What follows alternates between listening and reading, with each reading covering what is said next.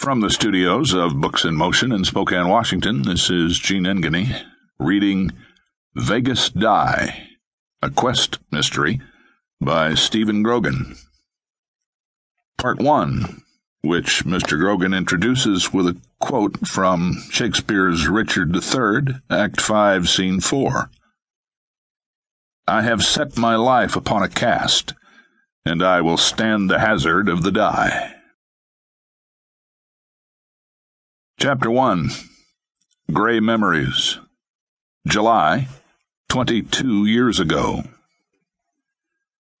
Smart plan, bad destiny. Cassandra Jewelry Emporium, corner of Eastern Avenue and Charleston Boulevard. 10 minutes, in and out. Store manager, 2 clerks and 2 customers led into the back office and told to lick the floor and keep their eyes shut or else. Quick-drying epoxy immobilized the alarm buttons. Phone cord severed. Surveillance cameras sprayed black. The one mobile phone removed from a floor hugger. The 4 gunmen operated with military precision. Jewelry from the counter displays, gemstones from the safe dumped into briefcases. A professional job, arriving in suit and tie attire, ski masks pulled on at the last minute. Their calling card was smash and grab, smashing the display glass. Ruthlessness to their capabilities. They grabbed the most expensive jewelry, skipped the factory-colored stones, their home closets full of boosted Hong Kong replica watches, 8-track tapes, and bootleg porno beta. This year, genuine shit only had been the gang's mantra. The shattering glass freaked a woman clerk to believe this was the last day of her life, as it almost was. She scurried like a startled rabbit from the floor and bolted, screaming, a full panic attack of blind emotions. She almost made the front door before one of the robbers, a fat man, roundhoused her with his gloved fist and sent her sprawling. As her arms and hands tried protecting her body, he beat her with the butt of his revolver, downward strokes, deliberate in his enjoyment. He could have killed her. He had killed before. Here he was just pissed. Another of the heist team had to pull him away as they exited into the daylight, masks removed.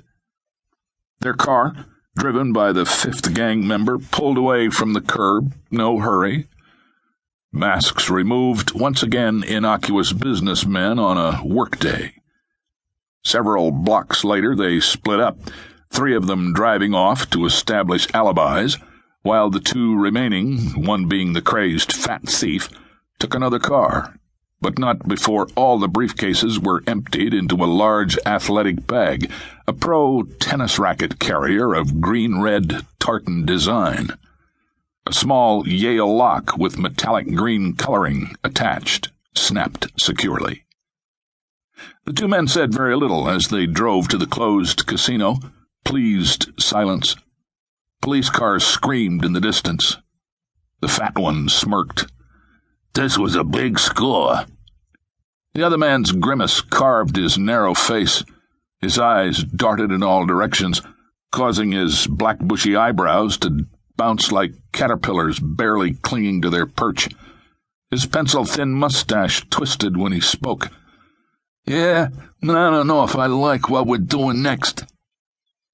The fat man dismissed any other notion except his. Considering the heat coming down, this is pretty smart. They get the stuff in Chicago today and we get cash right back. No middleman except our VIP courier who don't owe shit. You're pissed 'cause you didn't think of it. If only he knew. Fucking rich, that's us. As they approached the shuttered El Morocco Oasis Hotel and Casino, silent as the proverbial tomb for over 2 years, except for clandestine meetings such as this, sanctioned by the new owner, the 2 gangsters had no idea they would never again see the product of their aggravated larceny, nor profit from it. Late in the same day, a sleek black limousine stopped in front of the executive jet terminal. Arrivals and departures bustled.